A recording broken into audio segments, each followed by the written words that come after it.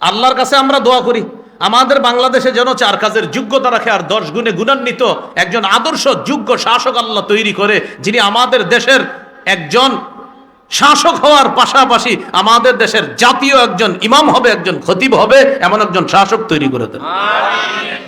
আমিন বললেও আমরা বাস্তবিক অর্থে সেই কাজের দিকে এগিয়ে যাচ্ছি না। আমি একটা বাংলা বলি, সেদিন ওলামায়ে কেরামের সামনে বলছি, সাহস করে বলে ফেলছি। বারবার আলোচনা হচ্ছিল যে 90% মুসলমান, আমি ছিলাম ছোট বয়সে, আমি বলেই ফেলছি যে 90% মুসলমান, এই কথাটা যেমন সত্য, বেশিরভাগ মুসলমান ইসলাম পালন করে না, এই কথাটা আরো বেশি সত্য বলেই ফেলছি।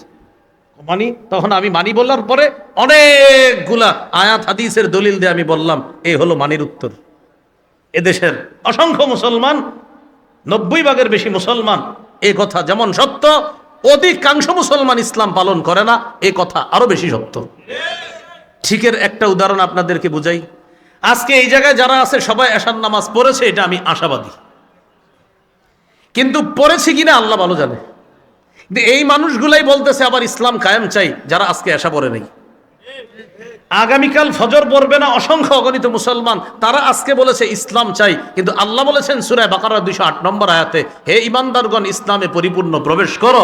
আপনি তো পরিপূর্ণ প্রবেশ করেন নাই, তো আপনি কিভাবে চান ইসলাম? আল্লাহ বলেছেন তোমরা, আজকের খুতবায় যে দ্বিতীয় আয়াত যেটা তেলাওয়াত করছি, ওয়ালা তাহিনু, তোমরা চিন্তিত হও না, পেরেশান হও না, দুর্বল হও না। ওয়ালা তাহজানু, তাহিনু মানে লা তাদউফু, তোমরা দুর্বল হও না। ওয়ালা তাহজানু, পেরেশান হও না। ওয়া আনতুমুল আ'লাউনা, তোমরাই বিজয় হবা। বলেন সুবহানাল্লাহ, আবার বলেন সুবহানাল্লাহ। শেষে আরেকটু রয়ে গেছে আয়াত, ইন কুনতুম মুমিনিন, যদি তোমরা খাঁটি মুমিন হও, এটা রয়ে গেছে। কি বলছে? যদি, বলেন সবাই যদি।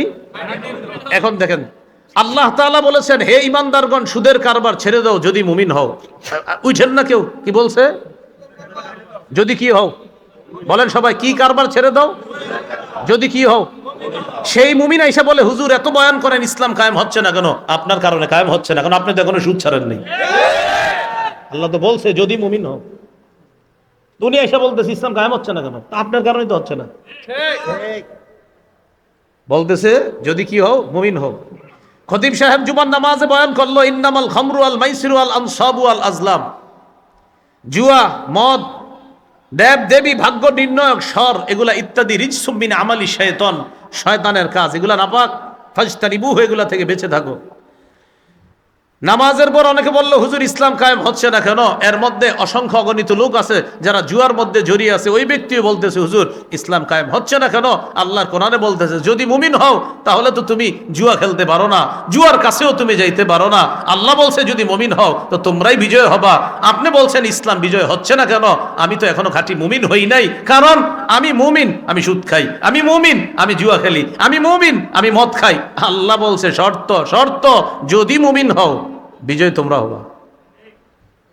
তাহলে আমরা 90% বেশি মুমিন, বলেন 90% বেশি কি? যদি মুমিন না।